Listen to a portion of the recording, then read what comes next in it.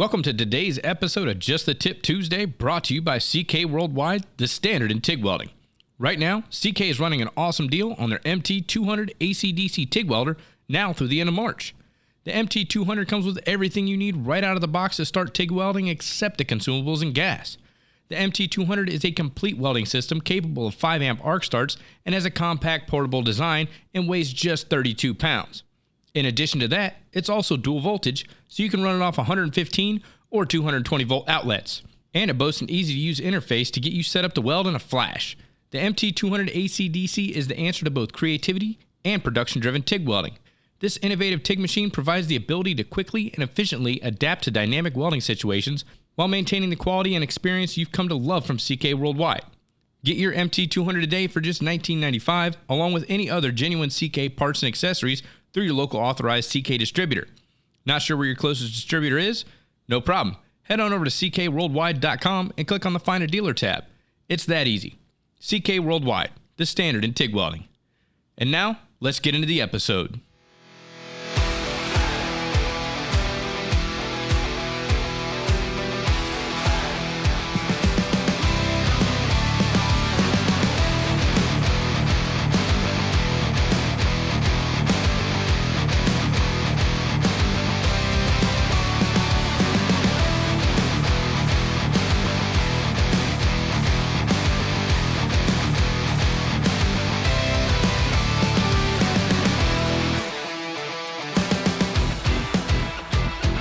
All right, ladies and gentlemen, welcome again to this week's episode of Just the Tip Tuesday. This week's episode is in response to Anthony Parrish. He sent me a question on Instagram. Anthony said, "Hey, Jason, I am a huge fan of the show, and I was wondering if you could go over the different types of MIG welding modes of metal transfer." Well, Anthony, yes, I can definitely talk about the different modes of metal transfer in the gas metal arc welding system, and hopefully a lot of you that are all listening to this episode actually try some of this stuff, whether you can do it in your home shop, at the, wherever you're working, or maybe at the school you're attending, because this is some really cool stuff. And for the longest time, when I got into welding and, hell, even years after, I didn't know there was any other way to MIG weld. I always thought it was, short circuit, 75-25 gas. That's all there is. You can't do anything else with it. And boy, was I wrong. There's actually 4 different modes of metal transfer, and each of them have their own advantages and disadvantages. So let's go ahead and kick it off with globular. I think globular is probably one of the older forms of the modes of metal transfer. I know back in the day, they used to use 100% argon, and that's why it was called MIG welding, because it was metal inert gas, and argon is an inert gas. The problem with that is it had like a very deep penetration profile, but you didn't get a whole lot of bead width with it. And so they started adding CO2 to the mix, and it started widening out that puddle, giving it a little bit more wetting action. But with globular, we're typically going to use 100% CO2. Globular is exactly what it sounds like. As you're welding, large droplets form at the end of the wire, and they're deposited into the base metal. So it's like just a big glob of molten metal.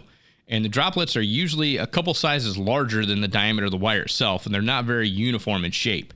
And the transition of globular happens somewhere between like the current of short circuit and the current that you would typically use for an axial spray. Both of those are different modes of metal transfer, and it's a very unstable process. It's a very unstable mode of metal transfer, and sometimes it's difficult to keep under control because, like I said, the droplets are literally forming right on the end of the wire, dropping off and falling into the pool. And as they fall, they create a lot of spatter, and we're kind of at the mercy of gravity as to where these droplets are going to fall into the puddle. Now, occasionally, as we're welding in this mode of metal transfer, we're going to experience some short circuiting, meaning that the wire's actually going to touch a puddle, create a dead short, and cause even more spatter. And this is normal. Okay, globular definitely isn't winning any beauty pageants on Instagram, that's for sure, because it's not a great looking weld. Now, during the 1960s and the 1970s, globular transfer was actually a pretty popular mode of metal transfer for high production sheet metal fabrication, because it really didn't matter what the weld was going to look like. We just got to get this stuff in there. We got to get it welded out. It was great for high production. And the transfer mode is typically associated with 100% CO2 shielding, but we can also get globular with some argon and CO2 blends. For general fabrication on carbon steel, it's going to provide a mode of transfer just below the transition of axial spray, like I said before, and that's just going to give us some higher travel speeds than that of which we would see with short circuit welding. So why would somebody actually want to use globular as a motor metal transfer? I mean, it's not my bag, but I mean, there's people out there that use this stuff. And predominantly, you know, some of the advantages are it's inexpensive. CO2 is probably like the cheapest gas around, but sometimes it's frequently used with argon and CO2 mix. But most of the time it's 100% CO2, so it's a lot cheaper than other gases out there. It's capable of making welds at very high travel speeds. It's pretty inexpensive. You know, you run in regular 035, 045 diameter wires with this stuff. The welding equipment's rather inexpensive. You don't need anything, you know, fancy. I mean, just any CV machine's going to do for you. But there are some limitations with the globular transfer. So if you're thinking, you know, like, hey, you know, I'm going to be doing a lot of high production sheet metal welding and stuff like that, you know, I'll just switch over to 100% CO2, save myself a little bit of money on the gas. There are some downsides to it. So we have to consider anytime we're dealing with globular transfer, we're going to get much higher spatter than the other modes of metal transfer. So if this is something that a showpiece or something that's got to look clean, you're going to have to spend some money on some grinding wheels. You're going to have to spend some money in labor cleaning this stuff up. Again, another disadvantage is it doesn't look all that great. So it's got reduced operator appeal. It's prone to cold lap and incomplete fusion, which, you know, these defects can result in costly repairs depending on what you're working on. The weld shape's pretty convex and it exhibits poor wetting in at the toes. So like I said, you're going to get some cold lap and stuff in there. We talked about weld discontinuities in a previous episode. You don't want any cold lap whatsoever. I mean, that could be an automatic defect, so you don't want that in there. So you're kind of prone to some welding defects right up front. And then the high spatter rate, I mean, you're typically looking at an electrode efficiency range of about 87% to 93%. So basically what that means is if I buy 100 pounds of wire, 87 to 93% of that's actually going in and turning into weld metal. The other 7 to 13% of that is going to be burnt up with weld spatter, lots of weld spatter with this process, and fumes. So it's got a lot of fumes associated with it, a lot of weld spatter with it. In addition, it's position limited, meaning we can only run this stuff in the flat and horizontal fillets and flat groove welds only. Remember, we got to have gravity on our side to get that molten droplet exactly where we want them. So taking this stuff and the vertical or overhead position is going to be out of the question. You're not going to want to try that. So the next mode of metal transfer is called short circuit. Now this is a mode of metal transfer we should all be familiar with, right? It's pretty common in the industry as well as, you know, for the at-home hobbyists. And in this mode of metal transfer, the wire coming out of the contact tip, it's literally creating a dead short. So hence the name short circuiting. It's creating a short circuit about 20 to 200 times a second. That's why a lot of people describe the good settings as it sounds like frying bacon. So, anytime you hear somebody, they're like, oh yeah, you know, turn this up, turn that up, you want it to sound like bacon frying. And that's pretty much where that noise comes from, is that wire actually creating a dead short, that 20 to 200 times a second when it's rapidly hitting a puddle. And short circuit has a low heat input, and that's why it's not great for use on thicker metals. And I know so many people that try to run this stuff on like 3/8 plate, 1/2 inch plate, that's not good. This stuff's like really good for sheet metal applications, gauge material, things of that nature, and, you know, not meant for thicker materials. And that's why D11 does not consider this a pre-qualified process. You know, it's not meant to be used on thicker material. However, I mean, don't get me wrong, it's great for, you know, sheet metal, you know, gauge thickness materials, pretty much anything 5/16 or less. Short arc is a great process to run on this stuff, and that's why you can use it in like sheet metal for D13 and D9.1. because those are sheet metal codes. So this is a great process, great mode of metal transfer for those, you know, that type of material. But once we start getting, you know, 5/16 or above, you definitely want to switch it up. So with short circuit, we're typically going to use a argon and CO2 mix, and the most common blend is going to be like a 75% argon, 25% CO2.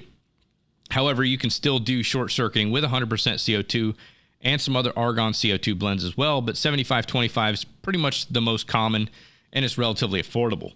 Some of the advantages of short circuit transfer are all position capability, including flat, horizontal, vertical up, vertical down, and overhead. So I can run this stuff in all the different positions. So that's one advantage it has over the globular transfer, right? We can only do that in the flat and horizontal positions. Short circuit, we're not position restricted. We can run this stuff all over the place. And that's because it's, we don't have a whole lot of heat input. The puddle's a little bit stiffer. It's not very fluid. So, I mean, we can kind of manipulate that in whichever position we want, you know. So it also handles poor fit up extremely well. So if you have a little bit of gap, or, you know, you cut your material a little bit too short on the saw, you can always fill that in with short circuit. It does really good for that. It's great for open root work, the root pass on different pipe applications in specific codes. I just want to preface that, you can't use this on can't use this on everything, but there are specific codes out there that's going to let you either run short circuit uphill or downhill on a root for the pipe applications, just because it's a lot easier. We have lower heat input, which is going to reduce the weldment distortion. So we don't have to worry about a whole lot of warping with this stuff. Because we're not putting a whole lot of heat into the material. It has high operator appeal and it's easy to use. I mean, you look at the stuff on Instagram, it's all over the place. I mean, they got these gorgeous looking welds, MIG like TIG and all that stuff. Most of that's done with short circuit. Again, 5/16 or less material. It has a higher electrode efficiency than, when we were talking about the 87 and 93% with globular. Short circuit's got about 93%, total. So for every 100 pounds of weld metal that I'm buying, about 93% of that gets converted into weld metal. The other 7%, you're going to lose that in spatter and smoke. And there's not as much smoke with this as there is with globular. It's going to be a lot less. So on to some of the limitations or the disadvantages of short circuit transfer. Once again, it's limited to, sheet metal thicknesses or gauge type material. Like I said, anything 5/16 or less, this stuff's going to be awesome. But if you got some heavy duty structural stuff, this is not the process for you. You kind of want to change over to a different mode of metal transfer, or you want to change the process altogether. In addition to that, poor procedure control can result in incomplete fusion, cold lap, possible types of incomplete fusion defects. So we really want to be careful, who we're putting this in the hands of, and, the technique that they're using, the different settings that they're using, because it is prone to incomplete fusion. I've seen this time and time again. I'll have students come in and they're like, no, I can do this. I want to go ahead and run a test plate on 3/8. Okay, no problem. I'll let you do it. We're going to run it. And I would say damn near every single time when we go to put it in the bend test, it's going to break, whether it's in the root, the face, or the both. It's prone to lack of fusion. So, it's not something you want to use on thicker material. In addition to that, then we have to also worry about the excessive spatter because, like I said, that wire's hitting that puddle 20 to 200 times a second. Every time it's hitting that and popping, it's shooting, weld spatter all over the place, especially if we don't have our settings dialed in correctly. We got a lot of cleanup once we get done. If you're doing a lot of welding, you got a lot of spatter to clean up, and that stuff just binds into the surface. Again, you got to take a grinder, clean all this stuff out. I'm not saying that that's the case every time, but, a lot of times, especially if people don't understand the different settings or different thicknesses, where this stuff's applied, you're probably going to have quite a bit of cleanup to do as far as weld spatter. Our next mode of metal transfer is axial spray, more commonly referred to as spray arc, and it's pretty fun to operate. And I love welding with spray transfer. It has a very nice, like a hiss sound, when you're welding with it. You're maintaining about probably 3/4 of an inch stick out, but when you pull that trigger, the wire's not making contact with the puddle. It's literally spraying droplets in there, and it creates a nice little smooth hiss as you're welding. With axial spray, it's pretty close to globular as far as settings, but we're going to go ahead and change the gas composition. We want something that's like an 82% or higher with argon, and the remaining balance is usually made up of CO2. I always recommend at least getting, like a bottle of 85-15, so like 85% argon, 15% CO2, because whoever's filling your bottle, if their ratio is not 100% spot on, and, they screw up the mix and they're off 1 or 2%, then, what's actually required, you're probably not going to get into a true spray transfer. So if you tell them you need like, hey, I need an 82-18, and they mix that up and they screw up and they set you up with an 80-20, you're not going to get into a true spray transfer. Now, I have had some keyboard warriors out there, especially when I was doing videos with weld.com, they try to tell me that, oh no, I get a spray transfer all the time on my 200 amp machine with 75-25. Yeah, but I've also had engineers tell me I need at least 82% argon or higher to get into a true spray transfer. So consider the sources when you're getting this information. You need 82% or higher on your argon mix to get into a true spray transfer. Like I said, I recommend an 85-15 bare minimum. Most of the stuff that I use all the time, anytime I'm doing spray or pulse spray, I'm going to use a 90-10 because that's typically what most companies use in their robotics, so they can eliminate shielding gas altogether as a problem. And that's because, some people try to run 75-25 or they got different mixes and stuff like that. So most of the robot welding companies, they'll tell you, hey, just run 90-10, and then we can kind of eliminate gas as a variable if you're running into problems. In the axial spray motor metal transfer, the current is actually much higher than we were running in short circuit. And the current is at such a high level, along with the voltage or pressure, if you remember back from episode 1 of Just the Tip Tuesday, that the wire actually liquefies in the arc cone, or like the arc length that you see at the end. And it's literally little tiny droplets that sprayed into the weld joint. And that's why they call it spray transfer. It looks like that wire's coming out and it's just being sprayed right into the joint. And it's really cool to see this in an arc shot. Now, with the spray transfer, we're going to get some great benefits. We can also see spray arc in some of the gas shielded flux core processes, as well as aluminum MIG welding. So if you're doing aluminum MIG welding or flux core arc welding with gas, both of those are typically a spray transfer. You can get the aluminum MIG into a short circuit. I'm highly aware of that. But you're better off with a spray transfer. You're going to get much better weld deposition, much better travel speeds, much cleaner weld.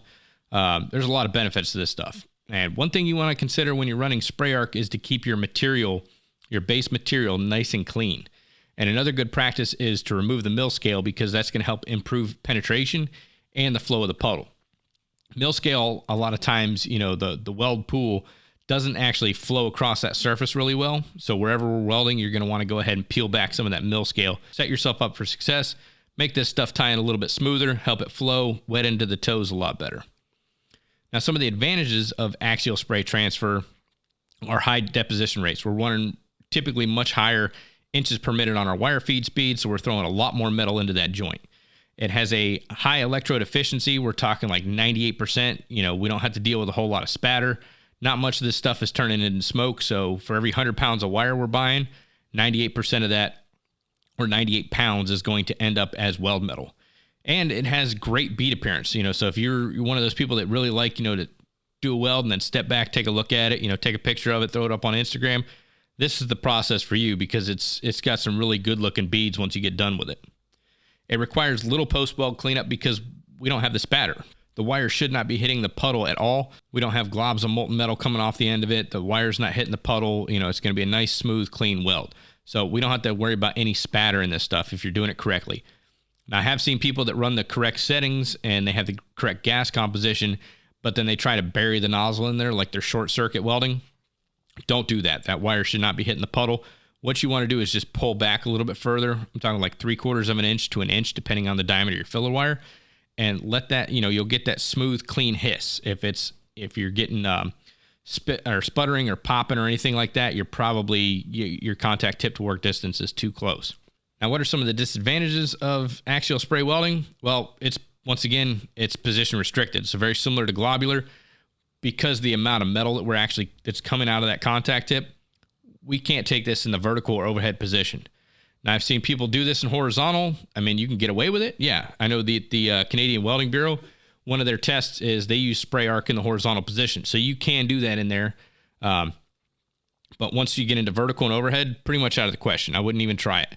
You've got a lot of metal coming out of that thing, and it's very fluid. And that's some of the benefits. That's why we use it in flat and horizontal. I'd definitely not advise you to go overhead or vertical with this process. Another disadvantage to this is axial spray. Like I said, we want to use that 8218 or 8515 or 82% or higher on the argon. It's a little bit more pricey than 100% CO2. We're not talking, major bucks here, but if you have a shop full of employees, yeah, that cost is going to add up. So the gas to run this is going to be just a little bit more expensive. In addition to that, most of the time when we're running short circuit transfer, we're probably hitting, about 20, 25 cubic feet per hour on our flow. With spray transfer, you're probably going to want to run 40 or 50 on the CFH.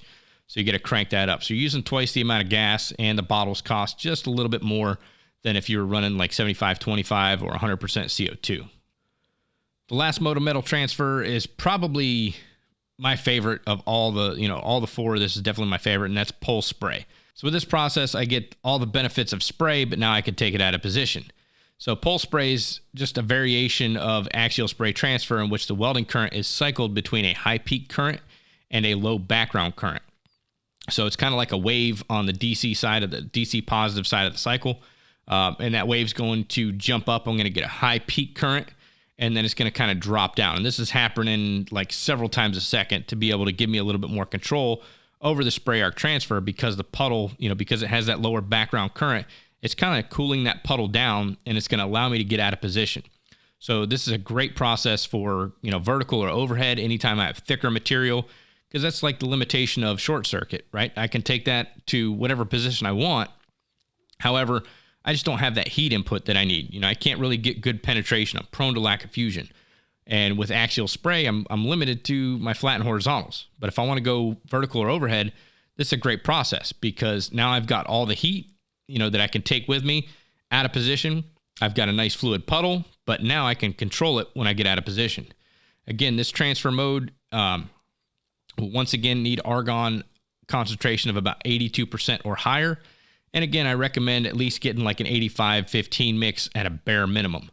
The balance of that's going to be CO2. So you can run any of those mixes like 82% argon, 18% CO2, or 85% argon, 15% CO2, or my favorite blend to run is 90-10. It's not much more expensive than an 85-15, and I'm guaranteed to be able to get into that spray arc transfer. Now, when running this process, I tell people it sounds kind of like a pissed off hornet or a bumblebee. It's got like a really loud, kind of annoying buzz to it, and that's just the result of that high peak current and that low background current. It's kind of like increasing and decreasing your current as you're welding. Now, this is a great process. However, you have to, one of the big problems with it is you have to buy a machine that's capable of it.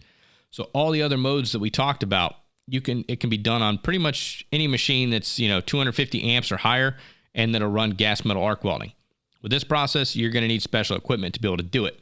So some of the advantages with pulse spray transfer are the limited levels of spatter. So I really don't have to worry about spatter with this process. Very similar to axial spray. Spatter's pretty much gone. If I got the settings dialed in, if I'm holding the correct contact tip to work distance, I really don't have to worry about spatter anymore. In addition to that, I don't have to worry about lack of fusion, lack of penetration, or anything like that, as with the short circuit or, like even globular, because I have the appropriate current for what I'm trying to do. So this stuff works great on thicker material. It's got good, smooth bead appearance, so once again, you can get good, clean welds if you want to take photos of them or whatever. If the inspector's going to come out and measure them, they're usually pretty uniform. Once you pull the trigger, you're just going to make a slow, steady push right down the seam of that joint. It's going to fill itself in. If you got to do multi-passes, that's not a problem either. It runs very clean, very smooth. Once you get out of position, though, I will recommend you do have to do some manipulation. So I kind of do like a triangle pattern in the vertical position, because you're carrying a lot of that molten metal with you. But the cool thing is you can actually see it punching into the material as you're going. So you've got some time to sit back and watch and kind of see this stuff spray in there, wet in, get good penetration. So the majority of the time you're going to be able to tell whether it was a good weld or not, because you can see it punch into the root of the weld. Another great thing about this process is limited fumes. So if you work in a shop where you're trying not to make a whole lot of fumes, or you don't have fume extractors, this process doesn't generate a whole lot of fumes. So, anytime we're messing with any sort of welding, you're going to want to protect yourself from fumes at all costs. This is a good way of doing it because it has limited fumes, so you don't have as much to have to mitigate as you're trying to weld this stuff. It also has reduced levels of heat distortion, because I've got much faster travel speeds now, so I can actually reduce my heat input with a faster travel speed. In addition to that, it works great out of position. So vertical, overhead, 6G, doesn't matter. This stuff's going to work awesome out of position. The electrode efficiency on it is about 98%. So for every 100 pounds of wire I buy, about 98% of that is going to be converted into weld metal. It's capable of travel speeds greater than 50 inches a minute, so you can really haul some ass with this stuff. And some of the disadvantages of this process, like I said before, the equipment. You got to buy a machine that's actually capable of pulse spray. Most machines are going to be capable of spray, like I said, if they're 250 amps or higher, and they can run the gas metal arc welding system. But if you want pulse spray, or you want to get out of position with this, you have to buy special equipment. And a lot of companies, they've got it standard on some of their machines now. But once again, if you're stuck in a shop that hasn't upgraded their equipment in 20 years, you're not going to be able to do this process. The different blends and stuff, again, you're gonna spend some more money in shielding gas, because we have to run a much higher cubic feet per hour. And we also have to buy that, that additional argon in there. So the price is going to jump up just a little bit with that. And also it adds a little bit of complexity to welding, because a lot of people that have never ran pulse spray, they're going to be kind of confused right up front. It runs a little bit different, reacts a little bit different than anything that they're used to. But with some, training, you can watch a bunch of videos on YouTube. You can swing into the local vocational school. They might be able to show you, get you tuned up, or, just reach out and ask somebody. I mean, there's a bunch of different techniques to use on this stuff. It's not too difficult, but, for some people that are stuck in their ways, it's going to be hard to force them into learning a new process, learning new techniques, but it's not too bad. So those are pretty much the 4 different modes of metal transfer. Now, I know, like most of you, I'm a visual learner, so I want to give you like a cool video that you can go check out. There's actually a YouTube channel that shows the different modes of metal transfer, and it's like it's a very close-up view, and it's all done in slow motion, so you can actually see exactly what's going on with this stuff. It's ridiculous. It's really cool. There's the YouTube channel is called the CCWJ Official. And what you're going to want to do is just open up YouTube, type in CCWJ modes of metal transfer, and check out some of those videos. They have it on globular, spray. I think they just added pulse. They've got short circuit in there. And you can actually see exactly what's going on, as you pull that trigger and as you're going through that joint right there at the weld pool. It's really cool. I show this to my students all the time. Great video. Another cool thing you can do is if you're a welding instructor or you're a student, or hell, if you're just a curious welder and you have access to this stuff, run some fillet welds in a T-joint using, each of these different processes, and then cut it open, polish it up, and, put a little bit of a nitrile acid on there and do some etching on here. And you can actually see the different penetration profiles, the weld profiles, depth of fusion, all this stuff. And then once you're done with that, do a fillet weld break test. And it really brings a lot of this stuff into perspective. And then you can kind of see, hey, why would I want to use this process over another? Because like I said, most of us welders, we're visual. I want to be able to see the results. So by cutting it open, doing a macro on there, and then doing a fillet weld break test, you can actually see the entire root of the weld. That's when you can really see that short circuit is really prone to lack of fusion. Globular might not be a great choice for thick material. And then once we snap it open, you check out that spray and pulse spray, and you can see that nice, clean punch in all the way through the root throughout the entire piece. And it's pretty cool. It's a great, visual representation of what exactly is happening, because what's underneath that surface isn't always a good representation of what the weld looks like on top. So I've seen a lot of good looking welds fail because they had adequate or inadequate joint penetration. And I've seen some welds that on the surface, they didn't look all that great, but once you cut it open, you can see, hey, they clearly punched into the throat, or they clearly punched into the root of that. And then when you snap it open, you do a fillet weld break test on there, you can say, hey, they got good fusion throughout the entire piece. So even though it didn't look all that great, it wasn't Instagram worthy or weld porn worthy, it's very, it would have been a very effective weld to have on something. That pretty much sums up this week's episode and covers the different modes of metal transfer. I really appreciate you all tuning in and learning on the go with the Arc Junkies podcast. If you have a topic you want to hear about on the show, feel free to hit me up on Instagram at Arc Junkies Podcast, or shoot me an email, show@arcjunkies.com. If I use your topic, I'll go ahead and give you a shout out, as well as send you a free Arc Junkies sticker pack. Hope you all enjoy the rest of your week. Stay safe out there, and until next time, make every weld better than your last.